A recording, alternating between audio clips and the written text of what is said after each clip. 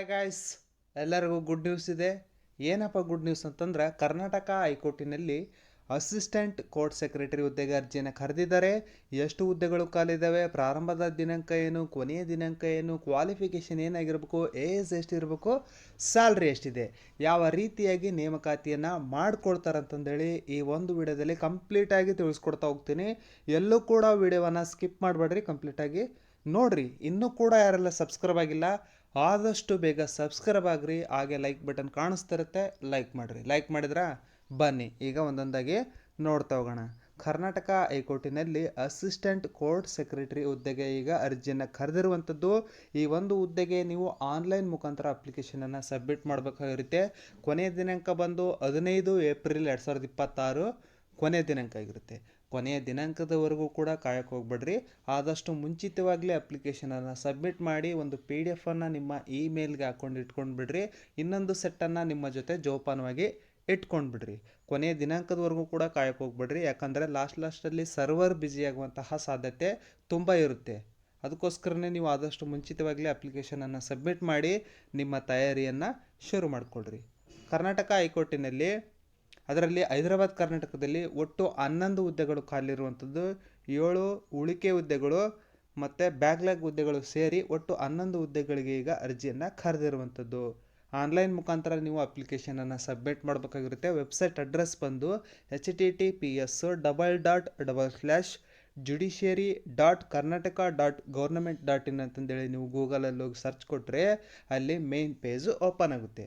ಅಲ್ಲಿಂದ ನೀವು ಅಪ್ಲಿಕೇಶನನ್ನು ಸಬ್ಮಿಟ್ ಮಾಡಬೇಕಾಗಿರುತ್ತೆ. ಈಗ ಹುದ್ದೆಗಳ ವರ್ಗೀಕರಣವನ್ನು ನೋಡ್ತಾ ಹೋಗೋಣ. ಹೈದರಾಬಾದ್ ಕರ್ನಾಟಕದಲ್ಲಿ ಒಟ್ಟು 59 ಹುದ್ದೆಗಳು ಖಾಲಿ ಇರುವಂಥದ್ದು. ಅಂದರೆ ಹೈದರಾಬಾದ್ ಕರ್ನಾಟಕದವರಿಗೆ 59 ಹುದ್ದೆಗಳು ಖಾಲಿ ಇರುವಂಥದ್ದು. ಇಲ್ಲಿ ನೋಡ್ತಾ ಇರ್ಬೋದು, ಸಾಮಾನ್ಯ ಅಭ್ಯರ್ಥಿಗಳಿಗೆ 26 ಹುದ್ದೆಗಳು ಖಾಲಿ ಇದ್ದಾವೆ. ಪರಿಶಿಷ್ಟ ಜಾತಿಗೆ ಸಂಬಂಧಪಟ್ಟಂತೆ 9 ಹುದ್ದೆಗಳು ಖಾಲಿ ಇದ್ದಾವೆ.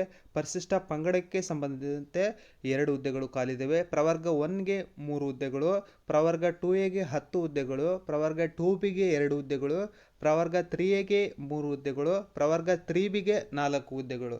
ಒಟ್ಟು ಟೋಟಲ್ ಆಗಿ 59 ಹುದ್ದೆಗಳು ಹೈದರಾಬಾದ್ ಕರ್ನಾಟಕದಲ್ಲಿ ಖಾಲಿ ಇರುವಂಥದ್ದು. ನೆಕ್ಸ್ಟ್ ಈಗ ಹೈದರಾಬಾದ್ ಕರ್ನಾಟಕದ್ದು ನೋಡ್ತಾ ಹೋಗೋಣ. ಹೈದರಾಬಾದ್ ಕರ್ನಾಟಕದಲ್ಲಿ 11 ಹುದ್ದೆಗಳು ಖಾಲಿ ಇರುವಂಥದ್ದು. ಸಾಮಾನ್ಯ ಅಭ್ಯರ್ಥಿಗೆ 3 ಹುದ್ದೆಗಳು, ಪರಿಶಿಷ್ಟ ಜಾತಿಗೆ 3 ಹುದ್ದೆಗಳು, ಪರಿಶಿಷ್ಟ ಪಂಗಡಕ್ಕೆ 1 ಹುದ್ದೆ, ಪ್ರವರ್ಗ 1ಗೆ 1 ಹುದ್ದೆ, ಪ್ರವರ್ಗ 2ಎಗೆ 1 ಹುದ್ದೆ, ಪ್ರವರ್ಗ 2ಬಿಗೆ 1 ಹುದ್ದೆ, ಪ್ರವರ್ಗ 3ಎಗೆ 1 ಹುದ್ದೆ. ಒಟ್ಟು ಟೋಟಲ್ ಆಗಿ ಹೈದರಾಬಾದ್ ಕರ್ನಾಟಕದಲ್ಲಿ 11 ಹುದ್ದೆಗಳು ಖಾಲಿ ಇರುವಂಥದ್ದನ್ನು ನಾವಿಲ್ಲಿ ಗಮನಿಸ್ಬೋದು. ಈ ಒಂದು ಹುದ್ದೆಗಳಿಗೆ ಅವರು ಅರ್ಜಿಯನ್ನು ಕರೆದಿರುವಂಥದ್ದು. ಈ ಹುದ್ದೆಗೆ ಸ್ಯಾಲ್ರಿ ಎಷ್ಟಿದೆಪ್ಪ ಅಂತಂದರೆ 44,900 ರೂಪಾಯಿ ಬೇಸಿಕ್ ಪೇ ಸ್ಯಾಲ್ರಿ ಆಗಿರುತ್ತೆ. ಇದರ ಜೊತೆಗೆ TA, DA, HRA ಸೇರಿಕೊಂಡು 80,000ವರೆಗೂ ಇವರಿಗೆ ಪ್ರತಿ ತಿಂಗಳು ಸ್ಯಾಲ್ರಿಯನ್ನು ನೀಡ್ತಾ ಹೋಗ್ತಾರೆ. ನೆಕ್ಸ್ಟು ಈ ಒಂದು ಹುದ್ದೆಗಳಿಗೆ ಅಪ್ಲಿಕೇಶನ್ ಹಾಕೋದಕ್ಕೆ 5 ವರ್ಷ ಏಜ್ ರಿಲ್ಯಾಕ್ಸೇಷನನ್ನು ನೀಡಿದ್ದಾರೆ. ಯಾಕಂತಂದರೆ ರೀಸೆಂಟಾಗಿ ಯಾವುದೇ ರೀತಿಯಾದಂತಹ ನೇಮಕಾತಿಯನ್ನು ಮಾಡಿಕೊಂಡಿಲ್ಲ. ಅದರ ಸಲುವಾಗಿ ಅವರು 5 ವರ್ಷ ವಯೋಮಿತಿ ಸಡಿಲಿಕೆಯನ್ನು ನೀಡಿರುವಂಥದ್ದನ್ನು ನಾವಿಲ್ಲಿ ಗಮನಿಸ್ಬೋದು. ಈ ಒಂದು ಹುದ್ದೆಗೆ ಕ್ವಾಲಿಫಿಕೇಷನ್ ಏನಾಗಿರ್ಬೇಕಪ್ಪ ಅಂತಂದರೆ, ಯಾವುದಾದ್ರೂ ಒಂದು ರೆಕಗ್ನೈಸ್ಡ್ ಯೂನಿವರ್ಸಿಟಿಯಲ್ಲಿ ಡಿಗ್ರಿಯನ್ನು ಕಂಪ್ಲೀಟ್ ಮಾಡಿರ್ಬೇಕು. ಅದು ಆರ್ಟ್ಸ್ ಆದರಾಗಿರ್ಬೋದು, ಕಾಮರ್ಸ್ ಆದರಾಗಿರ್ಬೋದು, ಆಮೇಲೆ ಬಿಸ್ನೆಸ್ ಮ್ಯಾನೇಜ್ಮೆಂಟ್ ಆದರಾಗಿರ್ಬೋದು, ಕಂಪ್ಯೂಟರ್ ಅಪ್ಲಿಕೇಶನ್ ಆಗಿರ್ಬೋದು, ಯಾವುದಾದ್ರೂ ಒಂದು ಡಿಗ್ರಿಯನ್ನು ಕಂಪ್ಲೀಟ್ ಮಾಡ್ಕೋಬೇಕು. ಅದರ ಜೊತೆಗೆ ಇಂಗ್ಲೀಷ್ ಸಬ್ಜೆಕ್ಟಲ್ಲಿ ಟೈಪಿಂಗು ಮತ್ತು ಸ್ಟೆನೋಗ್ರಫಿ ಸೀನಿಯರ್ ಗ್ರೇಡನ್ನು ಕಂಪ್ಲೀಟ್ ಮಾಡ್ಕೊಂಡಿರ್ಬೇಕು. CNC ಆದವ್ರಿಗೆ ಅವರು ಆದ್ಯತೆಯನ್ನು ನೀಡ್ತಾ ಹೋಗ್ತಾರೆ. ನೆಕ್ಸ್ಟು ಅಥವಾ ತಾಂತ್ರಿಕ ಪರೀಕ್ಷಾ ಮಂಡಳಿಯು ಅಥವಾ ಇತರ ಯಾವುದೇ ಮಾನ್ಯತೆ ಹೊಂದಿರುವ ತಾಂತ್ರಿಕ ಮಂಡಳಿಯು ನಡೆಸುವ ಆಂಗ್ಲ ಕಮರ್ಷಿಯಲ್ ಪ್ರಾಕ್ಟೀಸು ಮಾಡಿದವರು ಕೂಡ ಅಪ್ಲಿಕೇಶನನ್ನು ಸಬ್ಮಿಟ್ ಮಾಡ್ಬೋದು. ಅದರ ಜೊತೆಗೆ ಕಂಪ್ಯೂಟರ್ ಸರ್ಟಿಫಿಕೇಟು ಮ್ಯಾಂಡೇಟ್ರಿ ಆಗಿರುತ್ತೆ. ಕಂಪ್ಯೂಟರ್ ನಿರ್ವಹಣಾ ಜ್ಞಾನ ಎಂದರೆ ಕನಿಷ್ಠ 3 ತಿಂಗಳ ಕಂಪ್ಯೂಟರ್ ಬೇಸಿಕ್ ಕೋರ್ಸಿನ ಪ್ರಮಾಣ ಪತ್ರವನ್ನು ನೀವು ಪಡ್ಕೊಂಡಿರ್ಬೇಕಾಗುತ್ತೆ. ಅದಿದ್ದರೆ ಮಾತ್ರ ಅಪ್ಲಿಕೇಶನನ್ನು ಸಬ್ಮಿಟ್ ಮಾಡ್ಬೋದು. ಇಲ್ಲಿ ಏಜ್ ಎಷ್ಟಿರ್ಬೇಕಪ್ಪ ಅಂತಂದರೆ ಮಿನಿಮಮ್ಮು 18 ವರ್ಷವನ್ನು ಕಂಪ್ಲೀಟ್ ಮಾಡಿರಬೇಕು. ಸಾಮಾನ್ಯ ಅಭ್ಯರ್ಥಿಗಳಿಗೆ ಆಗಿದ್ದರೆ 18ರಿಂದ 40 ವರ್ಷ. ಇತರೆ ಹಿಂದುಳಿದ ವರ್ಗಗಳಾಗಿದ್ದರೆ 2A, 2B, 3A, 3B ಆಗಿದ್ದರೆ 18ರಿಂದ 43 ವರ್ಷದೊಳಗಿನ ಎಲ್ಲ ಅಭ್ಯರ್ಥಿಗಳು ಅಪ್ಲಿಕೇಶನನ್ನು ಸಬ್ಮಿಟ್ ಮಾಡ್ಬೋದು. ಅದೇ ರೀತಿಯಾಗಿ ಪರಿಶಿಷ್ಟ ಜಾತಿ, ಪರಿಶಿಷ್ಟ ಪಂಗಡ ಮತ್ತು ಹಿಂದುಳಿದ ವರ್ಗಕ್ಕೆ ಸೇರಿದ ಪ್ರವರ್ಗ 1 ಸಂಬಂಧಪಟ್ಟಂತೆ 18ರಿಂದ 45 ವರ್ಷದೊಳಗಿನ ಎಲ್ಲ ಅಭ್ಯರ್ಥಿಗಳು ಕೂಡ ಅಪ್ಲಿಕೇಶನನ್ನು ಸಬ್ಮಿಟ್ ಮಾಡ್ಬೋದು. ಈ ಒಂದು ಹುದ್ದೆಗೆ ಅಪ್ಲಿಕೇಶನ್ ಫೀಸ್ ಎಷ್ಟಿದೆಪ್ಪ ಅಂತಂದರೆ ಸಾಮಾನ್ಯ ವರ್ಗದವರಿಗೆ 500 ರೂಪಾಯಿ, 2A, 2B, 3A, 3Bಗೆ ಸಂಬಂಧಪಟ್ಟಂತೆ ಅವ್ರಿಗೂ ಕೂಡ 500 ರೂಪಾಯಿ ಎಕ್ಸಾಮ್ ಫೀಸನ್ನು ಇಟ್ಟಿರುವಂಥದ್ದು. ಪರಿಶಿಷ್ಟ ಜಾತಿ, ಪರಿಶಿಷ್ಟ ಪಂಗಡ, ಇತರ ಹಿಂದುಳಿದ ವರ್ಗಕ್ಕೆ ಪ್ರವರ್ಗವನ್ನು ಮತ್ತು ಹಾಗೂ ಅಂಗವಿಕಲ ಅಭ್ಯರ್ಥಿಗಳಿಗೆ 250 ರೂಪಾಯಿ ಅಪ್ಲಿಕೇಶನ್ ಫೀಸನ್ನು ಅವರು ಇಟ್ಟಿರುವಂಥದ್ದು. ಈ ಒಂದು ಫೀಸನ್ನು ಕಟ್ಟಿಬಿಟ್ಟು ನೀವು ನಿಮ್ಮ ತಯಾರಿಯನ್ನು ಶುರು ಮಾಡಿಕೊಳ್ಳ್ರಿ. ನೆಕ್ಸ್ಟ್ ಸಾಮಾನ್ಯ ವಿದ್ಯಾರ್ಹತೆ ಬಗ್ಗೆ ಕೊಟ್ಟಿದ್ದಾರೆ. ಅದಾದ ನಂತರ ಯಾವ ರೀತಿಯಾಗಿ ಅಪ್ಲಿಕೇಶನನ್ನು ಸಬ್ಮಿಟ್ ಮಾಡಬೇಕು ಅನ್ನೋದನ್ನು ಕೂಡ ಅವರು ಕೊಟ್ಟಿದ್ದಾರೆ. ಅದರ ಪ್ರಕಾರ ನೀವೇನು ಮಾಡಬೇಕಾಗುತ್ತೆ, ಅಪ್ಲಿಕೇಶನನ್ನು ಸಬ್ಮಿಟ್ ಮಾಡ್ತಾ ಹೋಗಬೇಕಾಗುತ್ತೆ.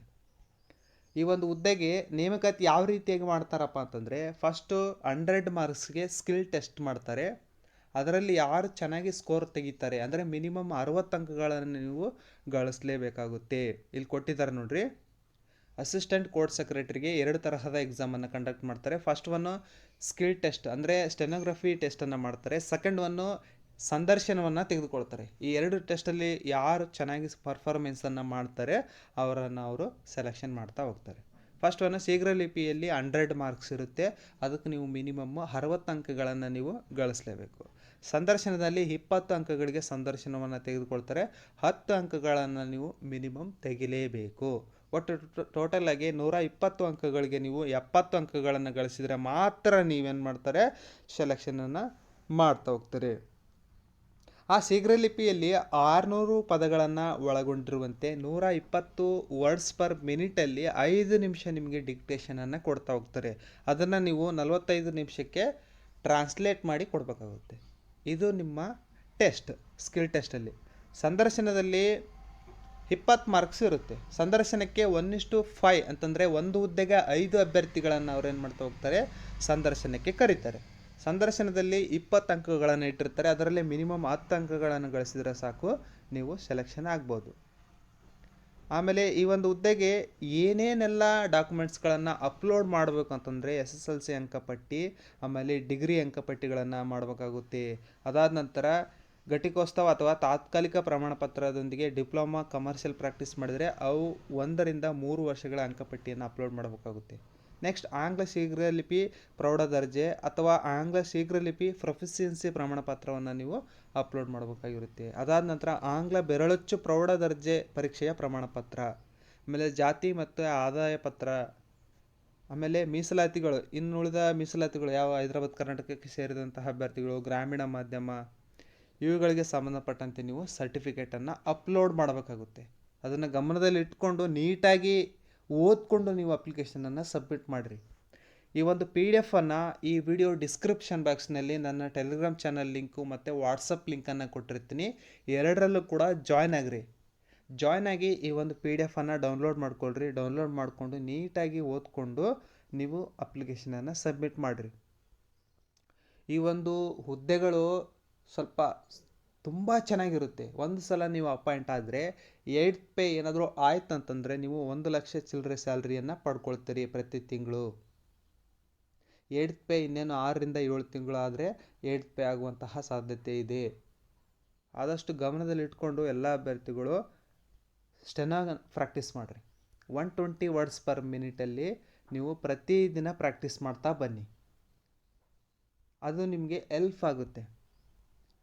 ಈ ಒಂದು ವಿಡಿಯೋವನ್ನು ನಿಮ್ಮ ಸ್ನೇಹಿತರಿಗೆ, ನಿಮ್ಮ ಫ್ಯಾಮ್ಲಿಯವರಿಗೆ ಶೇರ್ ಮಾಡಿರಿ, ಲೈಕ್ ಮಾಡಿರಿ, ಹಾಗೆ ಸಬ್ಸ್ಕ್ರೈಬ್ ಆಗೋದನ್ನು ಮಾತ್ರ ಮರಿಬೇಡ್ರಿ. ಎಲ್ಲರಿಗೂ ಕೂಡ ಗುಡ್ ಲಕ್.